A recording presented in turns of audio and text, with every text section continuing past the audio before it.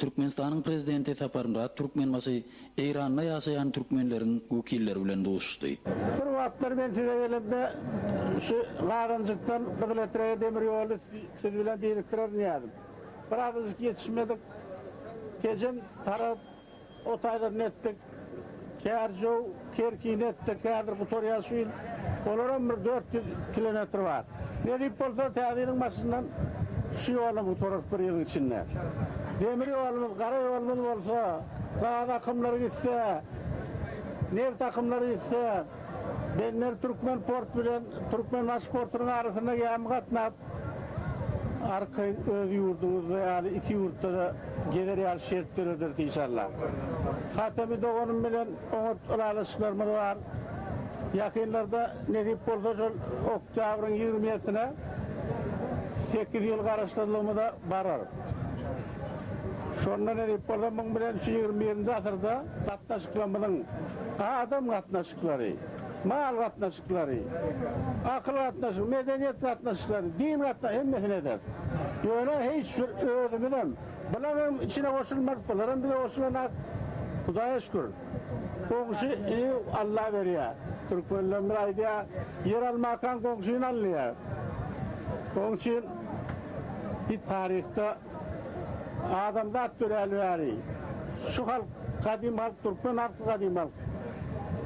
Türkiye halkların içinde kadim halk, Türkmen halkı bir ahirimiz. Onun için ehli adetlerimiz, dinlenmez, oyunlanmaz, medeniyetimiz ağırdan geliyor. Bunlar ne katlaşan yerimden var. İnni 21. asırda Türkmenler hemmemiz ahir olalım. Hemmemiz bir Batayda yurtta üstünlük olsa bana beğenin. Bizde üstünlük olar ona beğenin. Erkin katnar yali, ağırda da mülk edilir yali, öy tutunar yali, iş eder yali. Yiğitler oğlanlara mümkünçülük verecek mi yürütlerine. Ne deyip olsa duşumuzu hatam ölenden son, gelenden son kararda yazar sonu. Onun için ağzını saklan. Mağtumulu büyük akıllarımızı bilem hilap düğün gerken ovasına vardım. Muğdayı var. Kargarada yatık kayıttım. Demalan yerler onun. Summarın boyununa bir gece yatık kayıttım. Yatlak kayıttık. Bir ayette öğrettik ovasına. Bu sayede da Türkmen halkının adına sizin hemmâde ulsalanmayı veriyor. Düğün maşinlik ayttım şu ehli Göktepe'nin Bahir'denin üstünden, dağlığın üstünden, nohurun üstünden, kargalan üstünden hemme adamlar size ulsalanmayı verdiler. Türkmenlerin yaşlılarına, Türkmen halkına hemme selamları yetirin deyip ayttılar, ben size yetireyim. Bir yurdumuzun nesinin ata yurdumuz Türkmenistan bir taraf yurt. O yurdu koralıyın, saklayın, gerek olanlar hemmemizin atı vatanımız. O vatanım dünyada ikrar edildi, bir taraf devlet deyip, parakat devlet deyip, onu işlere diye ne deyip oldu Türkmen'in ruh rahmetini sizin tekliflerini verseniz atağı üçündür Türkmen'in ruhunu 21. asırda arısalalıyın. Bununla haramlık var bu kayırda, bununla oğurluk, sömürlük var, bununla bir dönüşlük var, dini birazcık terk edenler var. Şunlar hemmesi tövbe eder yani. Şiilik ayağına ehli Türkmen yaşlılarının maslahatını yaşayacak. Ona neticem, ona adam sizden özünü sayılan iyi verin. Sol maslahatı 3 gün yaşayacak. Müngirliğin ahır çalışmanın ıhirasınlar ulta edecek. Yaşlılar katlaşın, bir de 10 tane adam ne özünü sayılandı. Bizler 2000 adam da katlaşıyor ona. Şu tayda ulu devletli maslahatlar edecek Türkmen 21. asırda. Onun ahlak ruhu nehil olmalı. Ne yani bir yerden alıp dursa günümüze ters geliyor adetimize. Ne yani yattan çıkarıp durursa, ne yani adan kaytılap getirecek. Ne yani asırda müngürlük çalışanına, Türkmen'in kılıcına dayanmalı, akıl paygasına dayanmalı ayttım yani. Şunun şurayda ikrar edecek. 10 yıl Türkmen'in iktisadiyetinin, adamların, maskalaların yaşayışına çeldi. Hemmetin ne deyip olsa, Türkmenistan'ın özüşünü 10 yılda ölçäp her yerini bilip halkın näýeli ýaşaýyşdygyny ötürmek barada da bu netijeli maslahatlar etjek. Adam maşyna bir defip bolsa 2005-nji ýyla her adam maşyna $15.000 ýeter ýaly önüme öndürüp adam maşyna şol her maşgalany baýaldar. Bu Türkmenistanyň ata watanynda $2.5 adam maşyna önüme öndürýär. Defip bolsa $15.000 etse ol yokman size de yeter täsir onun. Şonuň üçin bir özüňiz umyt ediň bir halkymyzyň, milletimiziň bitegüligine, awadançylygyna, paragaçylygyna. Sizin de şu gelip durmaklygyňyz özümiz arkamızda bir dağımız baýaly bilýänler.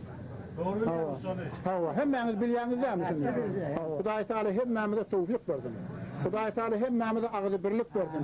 Şu gelip durmak, gidip durmak, şu ahurlar hemmesi her gadamyňyza kıymet goýanlar. Baha goýanlar şuna. Hudaý Taala tawfik bersin.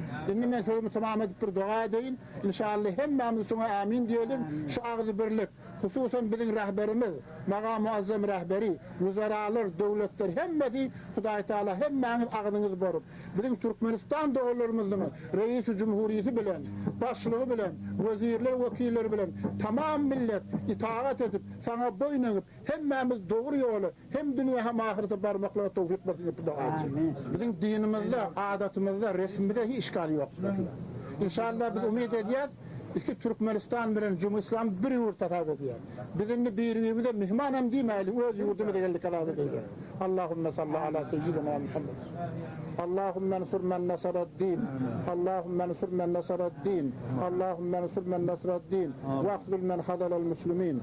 Allahümme ensur qaidana ve ra'inana el-imam el-Khamenei. Rabbena taqabbal minna innaka entes semi'ul alim. Wahdina ilal haqq ve la tariqil mustaqim.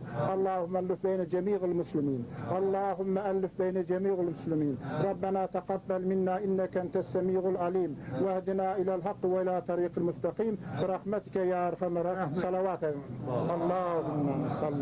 جناب آقای نیازدوف زن ایران نماینده مسئله جنابعالی، شما در سخنرانیتون فرمودید که ایران و ترکمنستان دارای مشارکت عمیق فرهنگی، اقتصادی و اقلیمی هستند. دورنمای روابط جمهوری اسلامی ایران و جمهوری ترکمنستان را برای عمیق‌تر شدن این روابط چگونه می‌بینید؟ Hörmetli Cenab-ı Hak Niyazi size çıkışınızda Türkmenistan'ın ve İran'ın tarihte, onun iki devletlerinin ve milletlerinin tarihinde uzun var deyip ayttınız. Sizin nazarınızda bizim devletlerimizin geleceği takip etmişlikleri ilgili. Men yaşlılara da aytdım, Türkmen birleşlemede, vatandaşlarımda Türkmen, İran katnaşıkları gelecekte altın katnaşıkları olur. Bir iktisadiyette doğru etraf, tevhid hem de Avrupa çelli adi devletlerine birleşip bir baylıklarımız bilen çıkmağa yol açardı inşallah. Neftimiz, gazımız bilen o dünyada ünlü avraylı gerekli haritlerin yeri İran devletiyle beni birleşip iki tarafların halkın mehdiyetten çözürdü. Bunun başka da bir sevdada, serhetlerde bunu yenilikler edip iki halkın arasındaki iktisadi katnaşıkları bayadırız. İktisadiyette täze yollar, samolyot yolları, demir yollar birleşip hukudanlarını kurmak. İktisadiyette umumi çeksiz mümkünçülüklerimiz var. Biz şoları 20 yıl başını unutup başlarız.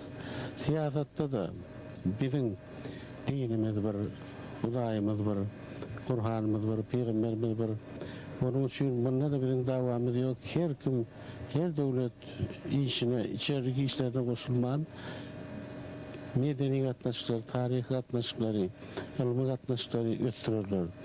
Hiçbir iki devletin arasındaki katnaşıkları şikayet getirecek olayan mesele yok aramızda.